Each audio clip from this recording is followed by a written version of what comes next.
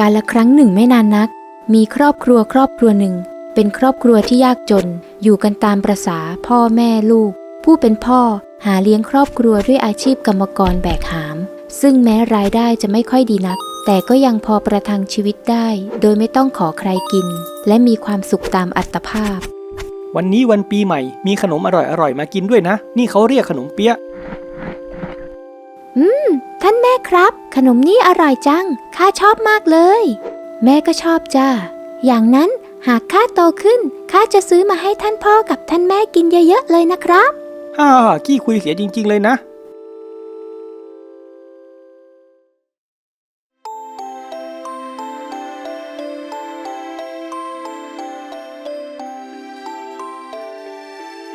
พนันชีวิต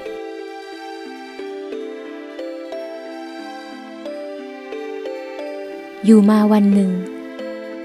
วันนี้เลิกงานแล้วไปลองเสี่ยงโชคที่บ่อนพนันกันไหมไม่เอาหรอกข้ากลัวจะเสียลำพังที่เป็นอยู่ก็แทบจะไม่พอกินกันอยู่แล้วกลัวเสียก็ไม่ต้องเล่นเยอะสิเล่นพอให้ชีวิตมีความหวังเผื่อจะมีโอกาสร่ำรวยกับเขาบ้างหากมิเล่นการพนันชีวิตนี้เรื่องร่ำรวยแค่คิดก็ยังไม่มีโอกาสเลยชายหนุ่มได้ฟังก็เริ่มคล้อยตามก็ถูกของเจ้างานที่เราทำอยู่นี่ทำไป10 ชาติก็คงไม่มีทางร่ำรวยได้การพนันคือความหวังของคนจนอย่างพวกเราเจ้าคิดถูกต้องแล้วว่าแต่บ่อนอยู่แถวไหนอย่างนั้นหรือแถวตะเข็บชายแดนไงเมื่อคิดได้ดังนั้นหลังเลิกงานพวกเขาก็พากันไปเล่นการพนันที่บ่อนตามที่ได้นัดแนะกันไว้แทงเสียแล้วก็อย่าเอามีดมาแทงข้าก็แล้วกันสูงข้าก็แทงสูงเปิด11 ไฮโลเจ้ามือกินเรียกตั้งแต่นั้นมาชายหนุ่มและเพื่อนของเขาก็พากันไปเล่นพนันที่บ่อนอยู่เป็นประจำซึ่งแน่นอนว่าส่วนมากจะเสียจึงทำให้ความเป็นอยู่ของครอบครัวยิ่งอดอยากปากแห้งลงไปอีกท่านแม่ครับข้าหิวข้าวอดทนหน่อยนะลูกที่บ้านของเราข้าวสารไม่เหลือเลยเดี๋ยวรอท่านพ่อของเจ้ากลับมาแล้วค่อยเอาเงินออกไปซื้อข้าวมาหุงกินกันนะเปิด11 ไฮโลเจ้ามือกินเรียกอีกแล้วทำไมโชคไม่เข้าข้างเราเลยเมื่อชายหนุ่มกลับมาถึงบ้านท่านพ่อข้าหิวข้าวแม่ของเจ้ามัวทำอะไรอยู่ทำไมไม่หุงหาอาหารให้กินท่านพี่ข้าวสารบ้านเราหมดเกลี้ยงไม่เหลือเลยตั้งแต่เมื่อวานแล้ววันนี้ท่านพี่ออกไปทำงานได้ค่าแรงมาบ้างหรือยังค่าแรงข้าก็ได้มาอยู่แต่วันนี้ข้าดวงไม่ดีเลยเล่นเสียจนหมดเลยเช่นนั้นวันนี้พวกเราจะกินอะไรวันนี้อดไปก่อนสักวันไม่ได้หรือแต่ลูกเรายังไม่ได้กินอะไรมาตั้งแต่เมื่อวานแล้วนะอย่างนั้นเดี๋ยวข้าจัดการให้ว่าแล้วชายหนุ่มก็เดินออกจากบ้านไ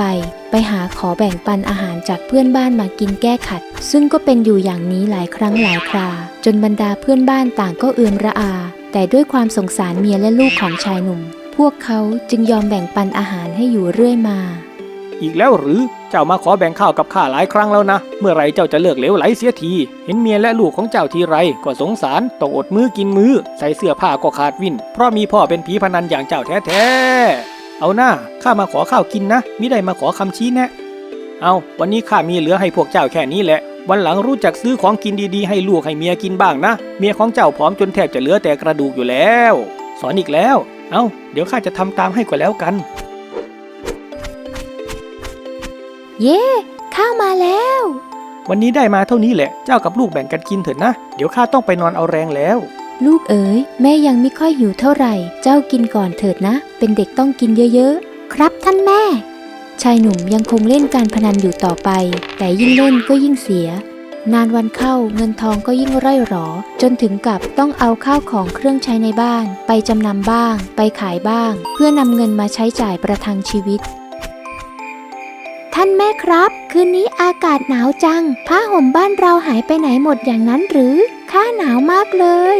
ท่านพ่อของเจ้าเอาไปจำนำเพื่อเอาเงินมาซื้อข้าวให้เรากินวันนี้อย่างไรล่ะหนาวก็ทนเอาหน่อยเถิดนะแต่ข้าหนาวจนทนไม่ไหวแล้วนี่ครับท่านแม่บรื้อเด็กชายพูดด้วยน้ำเสียงที่สั่นเครือเมื่อชายหนุ่มได้ยินก็ลุกเดินออกจากบ้านไปแล้วกลับมาพร้อมกับฟางกองใหญ่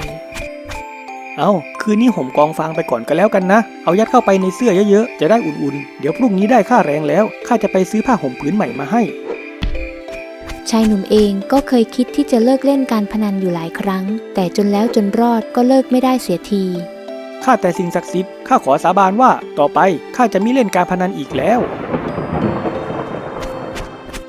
วันนี้เลิกงานแล้วไปเล่นกันอีกไหมเพื่อนไม่แล้วล่ะข้าตั้งใจว่าจะเลิกเล่นแล้วเสียดายจังวันนี้ข้าเพิ่งได้สูตรใหม่มาเสียด้วยสิ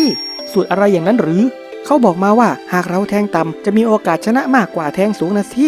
จริงหรือข้าก็คิดอยู่แล้วเชียวอย่างนั้นวันนี้ไปลองอีกสักครั้งก็แล้วกันหากได้คราวนี้แล้วก็จะเลิกเล่นเลยส่วนทางด้านแม่และลูกวันนี้ท่านแม่ทำไมวันนี้ข้ารู้สึกตัวร้อนมากเลยไหนแม่ดูสิ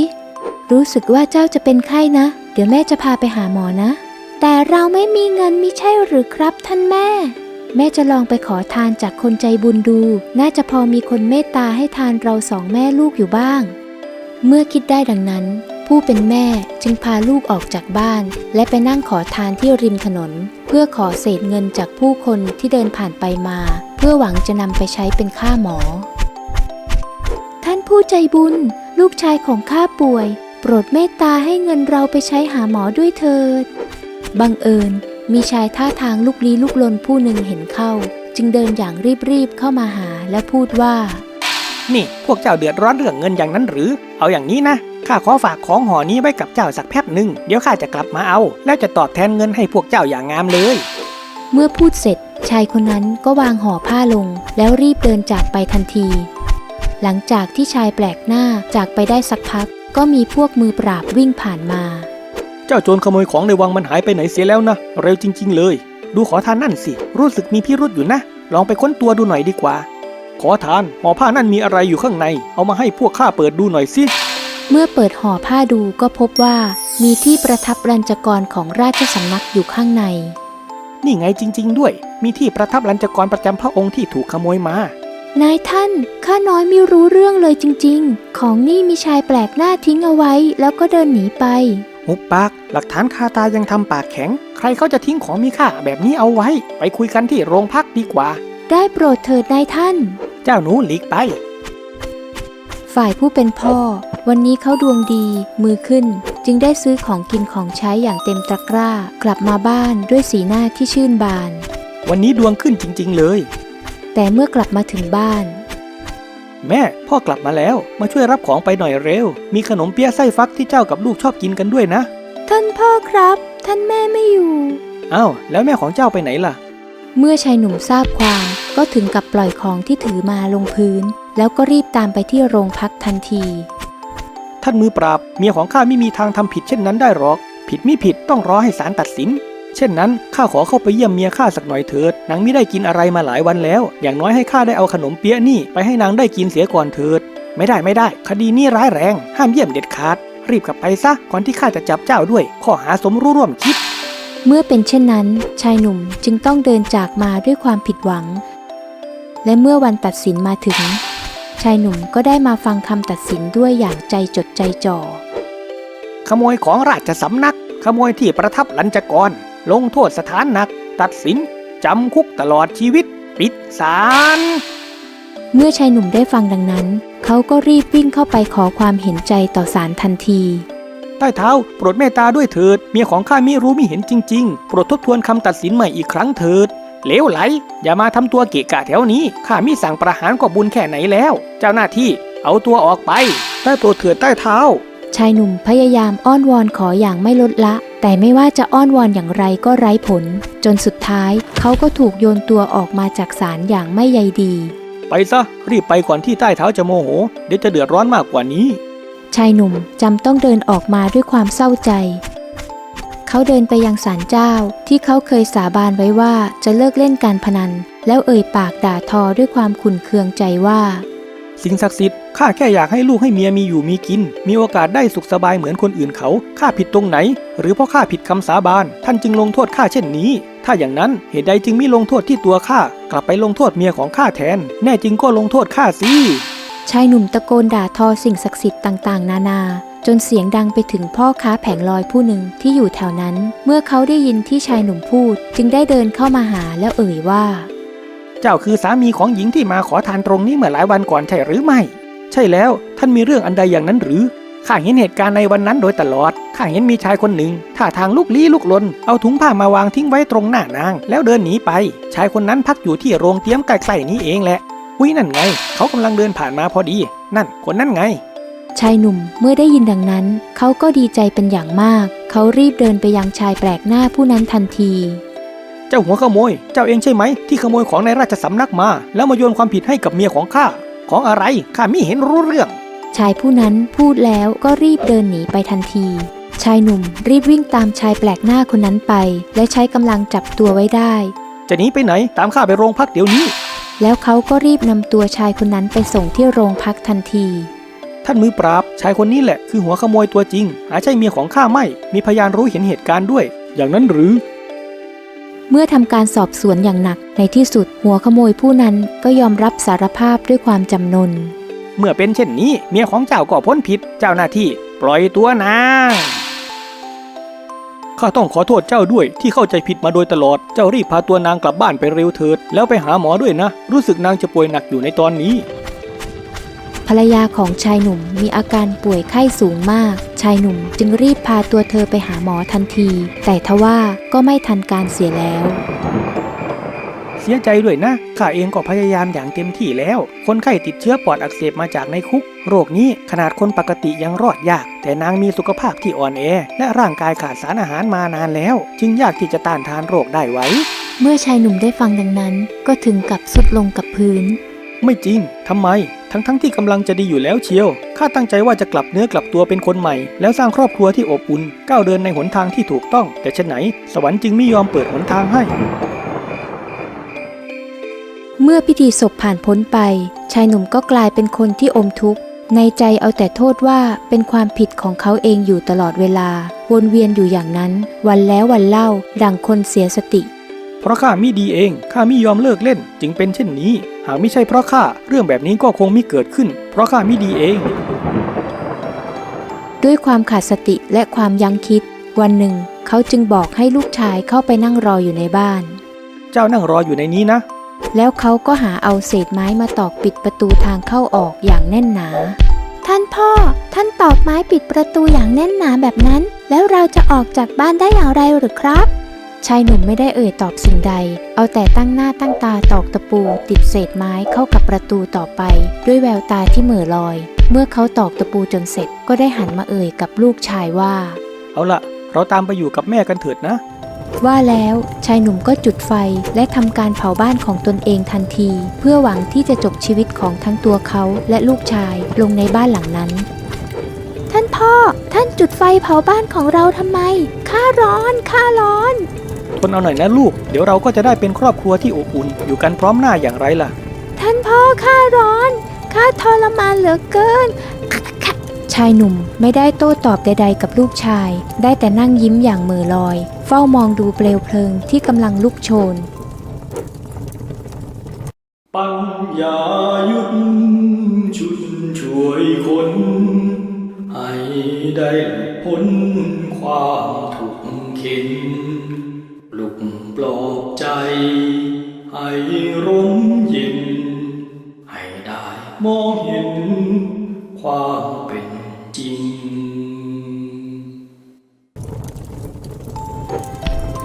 ไม่รู้ว่าอะไรมาดลใจทำให้เขาเกิดเปลี่ยนใจขึ้นมาอย่างกระทันหันไม่ได้มันต้องไม่จบแบบนี้มานี่ลูกพ่อจะพาเจ้าออกไปเองชายหนุ่มอุ้มลูกชายของเขาวิ่งฝ่าเปลวเพลิงที่ลุกโชนและพังประตูบ้านที่กำลังมอดไหม้ออกไปได้สำเร็จเด็กชายออกมาได้อย่างปลอดภัยดีแต่ตัวของชายหนุ่มกลับถูกไฟไหม้อย่างแสนสาหัสเขารอดตายมาได้อย่างหวุดหวิดแต่ต้องเสียแขนไปหนึ่งข้างและดวงตาทั้งสองข้างไปเขาจึงพาลูกชายเร่ร่อนออกขอทานอาศัยขอข้าวขอน้ำขอเศษอาหารที่คนกินเหลือเพื่อประทังชีวิตไปวันๆเอาละข้าอิ่มแล้วเท่าแกเก็บตังค์ทั้งหมดก็ท่านพ่อพวกเขากินอิ่มกันแล้วแหละครับอย่างนั้นเราก็รีบไปกินกันเถอะเฮ้ยพวกขอทานอย่ามาร้องก้องแกงในร้านของข้าเดี๋ยวลูกค้ารำคาญจะมีมาเข้าร้านนายท่านข้ากับลูกชายมิได้กินอะไรมาหลายวันแล้วโปรดเห็นใจเราด้วยเถิดพวกข้าขอแค่กินเศษอาหารที่เหลือแค่นั้นแล้วก็จะรีบไป งั้นก็รีบกินแล้วรีบใส่หัวไปซะ เด็กชายและพ่อของเขาก็รีบยัดอาหารใส่ปากจนเต็มกระพุ้งแก้มแล้วจึงรีบเดินหนีออกไปท่านพ่อข้าชอบกินกระเพาะปลาน้ำแดงร้านนี้จังเลยอร่อยวันหลังท่านพาข้ามากินอีกนะได้สิลูกแต่ต้องเว้นระยะสักหน่อยนะห่างมาบ่อยเดี๋ยวเขารำคาญจะไม่ให้เรามาอีกได้ครับมื้อนี้ข้าอิ่มมากเลยคงอิ่มไปได้อีก3 วันเลยเด็กชายและพ่อของเขาได้ตระเวนออกขอทานไปทั่วช่วงเวลาที่พ่อของเขานั่งขอทานเด็กชายก็มักจะเดินเตร่เล่นไปตามประสาเด็กเด็กชายได้สังเกตเห็นนักพรตผู้หนึ่งมานั่งรอเพื่อขึ้นรถม้าแถวนั้นอยู่เป็นประจำนักพรตผู้นั้นคือเฉินกุ้ยเซียงนั่นเองเด็กชายเห็นว่านักพรตผู้นี้มักมีผู้คนมาคารวะและขอคำชี้แนะในเรื่องต่างๆอยู่เสมอจึงเกิดความเลื่อมใสและมักเข้าไปฟังเรื่องราวต่างๆที่คนมาปรึกษานักพรตผู้นี้อยู่เป็นประจำท่านนักพรตสามีของข้าติดการพนันจนเลิกไม่ได้ข้าน้อยจะทำอย่างไรดีวันนั้นเด็กชายก็ได้เข้าไปถามนักพรตว่าท่านนักพรตการพนันคืออะไรอย่างนั้นหรือครับการพนันก็คือการเล่นเดิมพันเอาชนะกันด้วยการเสี่ยงโชคเสี่ยงโชคเช่นนั้นก็แปลว่าย่อมมีโอกาสที่จะได้และเสียใช่ไหมครับถูกต้องแล้วมันไม่ดีอย่างไรหรือครับในเมื่อก็มีทั้งได้และเสียมิใช่เสียอย่างเดียวสักหน่อยต่อให้ชนะพนันก็มิอาจชนะความโลภคนที่เล่นพนันเมื่อเล่นได้ก็จะเล่นต่อไปอีกเสมอเลิกวันนี้วันหน้าก็เล่นใหม่เงินที่เล่นได้จึงวนกลับไปเสียใหม่อยู่ดีจนเมื่อหมดตัวไม่มีเงินเหลือไปเล่นต่อได้อีกแล้วนั่นแหละจึงจะยอมเลิกจริงๆดังนั้นสุดท้ายแล้วบั้นปลายก็คือเสียไปหมดอยู่ดีแต่หากมิเล่นการพนันแล้วคนจนๆจะมีความหวังที่จะได้ร่ำรวยหรือครับข้าน้อยเคยได้ยินคนพูดว่าการพนันทำให้คนจนมีความหวังเด็กน้อยเอ๋ยคนเราสามารถใช้ความหวังลมๆแรงๆปลอบประโลมใจได้ก็เพียงชั่วระยะหนึ่งเท่านั้นมิอาจใช้ไปได้ตลอดเมื่อนานไปเมื่อเห็นว่าเป็นจริงไม่ได้ในที่สุดก็จะหมดสิ้นความหวังเมื่อถึงเวลานั้นจะมิเหลือสิ่งใดใช้ปลอบประโลมใจได้อีกต่อไปข้าน้อยเข้าใจแล้วความหวังความฝันนั้นมีจำกัดต้องอย่าใช้พร่ำเพรื่อเพราะมันหมดเต็มวันต่อมาเด็กชายก็ได้มาฟังคนมาขอคำชี้แนะจากนักพรตอีกตามเคยธุรกิจของข้าน้อยเจ๊งอีกแล้วข้าน้อยควรทำอย่างไรดีวันนั้นเด็กชายก็ได้เข้าไปถามนักพรตว่าท่านนักพรตการทำธุรกิจก็คือการพนันอย่างหนึ่งใช่ไหมครับเพราะมันมีทั้งได้และเสีย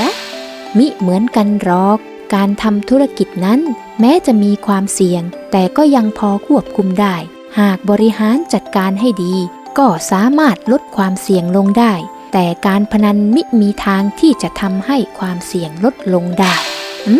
ข้าน้อยเข้าใจแล้วเมื่อความเสี่ยงน้อยโอกาสสำเร็จก็จะสูงขึ้นใช่ไหมครับถูกต้องแล้ว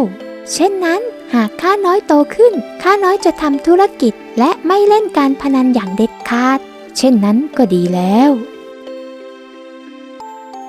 หลายปีผ่านไปเด็กชายก็ได้เติบโตเป็นชายหนุ่มพ่อขอทานของเขาได้ตายจากไปชายหนุ่มจึงต้องสู้ชีวิตและหาเลี้ยงชีพต่อไปโดยลำพังด้วยความที่ชีวิตผ่านความยากลำบากมาก่อนเขาจึงเป็นคนหนักเอาเบาสู้ไม่เกี่ยงงานจนทำให้สามารถสร้างเนื้อสร้างตัวสร้างกิจการเป็นของตนเองขึ้นมาได้ขนมเปี๊ยะอร่อยมาแล้วครับมีสารพัดไส้เลยทั้งไส้เค็มไส้หวานไส้จืดมีไหมไส้จืดเดี๋ยวข้าควักไส้ออกกันแล้วกันพี่ชายกวนดีจังนะกวนไส้ดีหรือกวนประสาทดีอย่างนั้นเอาไส้อะไรก็ได้มาให้ข้าสัก10 ลูกก็แล้วกันข้าหิวด้วยความที่ชายหนุ่มเป็นคนอัธยาศัยดีเป็นกันเองลูกค้าจึงชอบและมาอุดหนุนอยู่ไม่ขาดกิจการของเขาก็เติบโตขึ้นเรื่อยๆจากร้านเล็กๆที่ทำคนเดียวก็เริ่มใหญ่โตขึ้นมีลูกจ้างและเริ่มขยายตลาดขายส่งไปยังร้านค้าต่างๆทั่วเมืองเท่าแก่สนใจรับขนมเปี๊ยะสารพัดไส้ของข้าไปขายหน่อยไหมครับน่าสนใจดีแต่ลงขนมไว้ก่อนสิ้นเดือนค่อยมาเก็บตังค์รวดเดียวเลยได้ไหม ชายหนุ่มได้ฟังดังนั้นเขาก็เดินถอยหลังไปมองดูรอบๆร้านของเฒ่าแก่สักพักแล้วจึงเอ่ยตอบกลับไปว่าตกลงครับอ้าวแล้วเจ้าไม่กลัวข้าโกงหรอกหรือร้านของเฒ่าแก่ใหญ่โตและมีชื่อเสียงมานานในทางธุรกิจความเชื่อถือสำคัญกว่าเงินทองข้ามั่นใจว่าท่านคงไม่หนีหนี้ข้าอย่างแน่นอนฮ่ามันต้องแบบนี้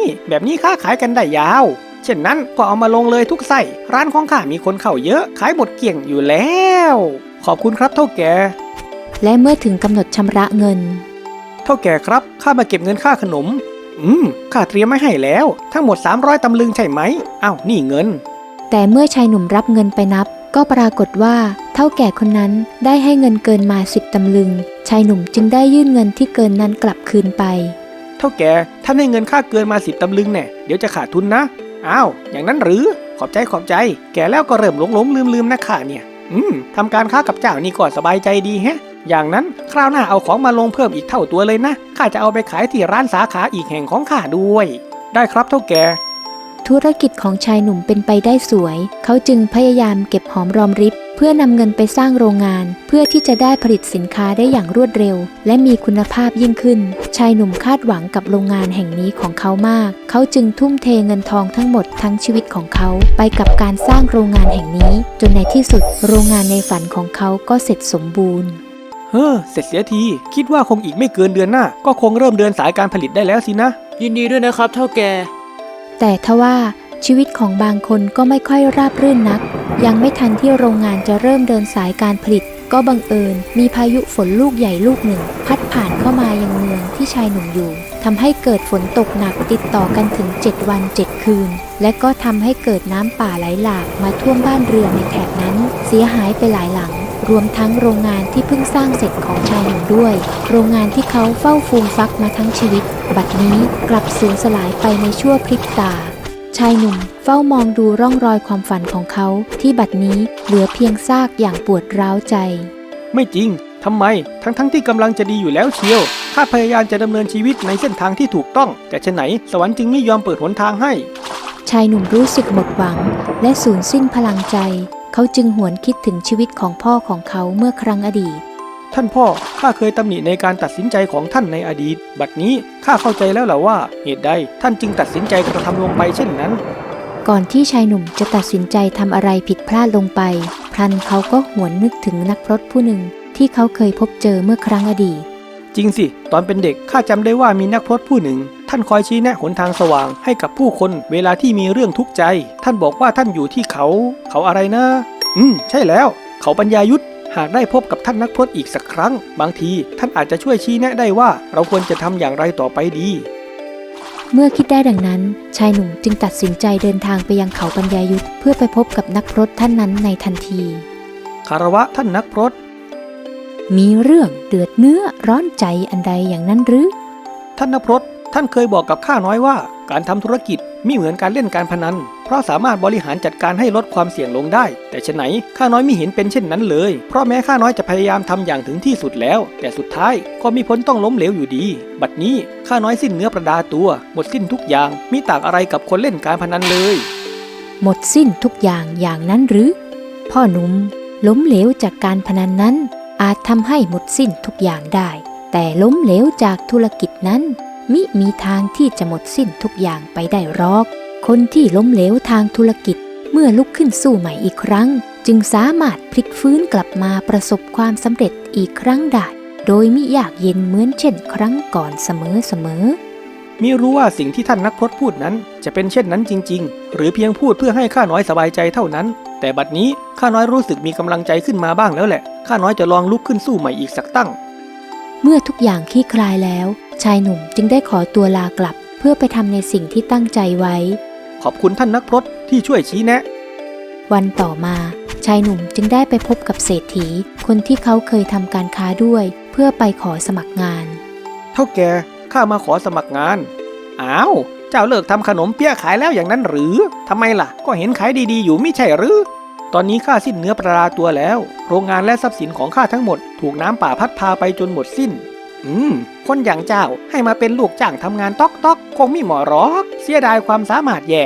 เอาอย่างนี้ไหมข้าจะให้เจ้ากู้เงินไปกอบกู้กิจการอีกสักครั้งท ำเช่นนั้นท่านไม่กลัวว่าข้าจะไม่มีปัญญาจ่ายคืนหรือหนีหนี้ไปหรอกหรือข้าทำธุรกิจกับเจ้ามานานข้าเชื่อมั่นว่าระดับความสามารถอย่างเจ้าจะสามารถพลิกฟื้นกลับคืนมาสำเร็จได้อีกครั้งอย่างแน่นอนและข้าก็เชื่อใจว่าเจ้ามีความซื่อสัตย์เงินก้อนนี้อย่างไรข้าต้องได้คืนอย่างแน่นอนเมื่อเป็นเช่นนั้นชายหนุ่มจึงกลับมาเปิดกิจการผลิตขนมเปี๊ยะขายอีกครั้งซึ่งก็ทำได้อย่างไม่ยากเย็นนักเพราะชายหนุ่มก็รู้อยู่แล้วว่าธุรกิจของเขาต้องทำอะไรอย่างไรบ้างจึงสามารถเตรียมการได้อย่างรวดเร็วและเมื่อต้องหาแรงงานมาช่วยก็ไม่ต้องเสียเวลามากนักในการเฟ้นหาคนที่มีฝีมือคนที่ไว้ใจได้เพราะก็ได้จากลูกน้องเก่าๆซึ่งเคยทำงานให้ก่อนหน้านั่นเองทำงานเหมือนเดิมใช่ไหมครับเฒ่าแก่และก็พร้อมที่จะทำงานได้ทันทีโดยไม่ต้องสอนงานใหม่ให้เสียเวลา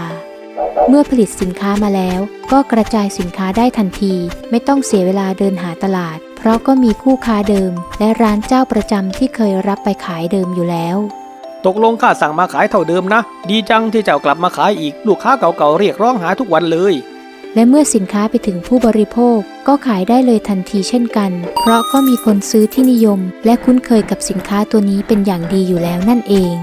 ดีจังขนมเปี๊ยะเจ้าเก่ากลับมาขายอีกครั้งแล้วข้าอยากกินอยู่ทุกวันเลยเอาให้ข้า10 ลูกนะวันนี้ข้าหิวไม่นานชายหนุ่มก็สามารถกอบกู้ธุรกิจให้พลิกฟื้นกลับคืนมาได้สำเร็จและกลับมามีฐานะเช่นเดิมได้อีกครั้งเขาจึงนำเงินที่กู้มาไปใช้คืนให้กับเศรษฐีตามที่ได้ตกลงกันไว้ขอบคุณท่านมากที่ได้ช่วยเหลือข้าในครั้งนี้ไม่เป็นไรว่าแต่เจ้าทำอย่างไรอย่างนั้นหรือถึงได้พลิกฟื้นกลับคืนมาประสบความสำเร็จได้อย่างรวดเร็วเช่นนี้ทั้งที่เคยสิ้นเนื้อประดาตัวมาแล้วแท้ๆจะว่าไปข้าก็ไม่ได้ทำอะไรมากมายหรอกครับเท่าแก่ก็แค่ทำเหมือนที่เคยทำมาเท่านั้นเองแต่ครั้งนี้กลับดูเหมือนไม่ยากเย็นเหมือนก่อนดุจดั่งสายลมแห่งปัญญาได้พัดผ่านเข้ามาสิ้นคำพูดพลันชายหนุ่มก็ฉุกคิดถึงคำพูดของนักพรตเฉิงกุ้ยเซียงที่เคยบอกกับเขาว่าล้มเหลวจากการพนันนั้นอาจทำให้หมดสิ้นทุกอย่างได้แต่ล้มเหลวจากธุรกิจนั้นมิมีทางที่จะหมดสิ้นทุกอย่างไปได้หรอกข้าเข้าใจอย่างท่องแท้แล้วธุรกิจที่ล้มเหลวนั้นก็ไม่ได้สูญสิ้นไปเสียทุกอย่างจริงๆเพราะอย่างไรเราก็ยังเหลือประสบการณ์ความรู้เรายังเหลือฐานลูกค้าเรายังเหลือชื่อเสียงที่สั่งสมไว้และก็ยังเหลือมิตรสัมพันธ์ทางธุรกิจด้วยใช่หรือไม่ใช่ครับหลังจากที่ชายหนุ่มได้ใช้หนี้ไปจนหมดแล้วเขาก็เก็บหอมรอมริบเพิ่มเติมจนสามารถสร้างโรงงานตามที่เขาใฝ่ฝันไว้ได้สำเร็จอีกครั้งและเขาก็ได้แต่งงานและสร้างครอบครัวที่อบอุ่นสานต่อความใฝ่ฝันที่พ่อและแม่ของเขาทำค้างไว้จนสำเร็จท่านพ่อท่านแม่บัดนี้เรามีครอบครัวที่อบอุ่นดังที่พวกท่านเฝ้าฝันไว้แล้วท่านคงหมดห่วงแล้วนะครับปัญญายุทธจากเรื่องนี้การเดินไปสู่ความสำเร็จนั้นยากลำบากบางคนจึงเลือกวิธีที่ง่ายคือรอให้ความสำเร็จเดินเข้ามาหาแทนจึงหวังพึ่งดวงและการเสี่ยงโชคเพราะคิดว่าเป็นหนทางเดียวที่จะมีความเป็นไปได้แม้จะรู้อยู่แก่ใจว่าเป็นไปได้ยากก็ตาม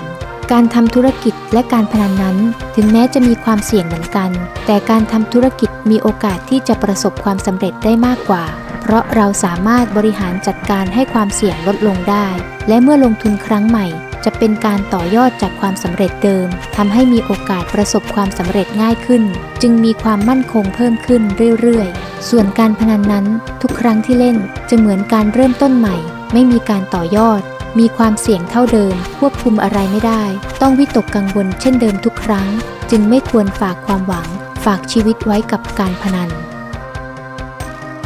อยากมีความคิดที่แกร่งกล้าต้องฝึกปรือปัญญายุทธโปรดกดติดตาม YouTube ปัญญายุทธและ Facebook ปัญญายุทธ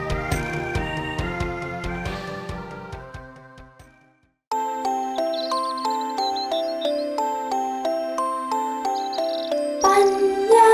ยุทธชุดช่วยคนให้ได้หลุดพ้นความทุกข์เข็นปลุกปลอบใจให้ร่มเย็นให้ได้มองเห็นความเป็นจริง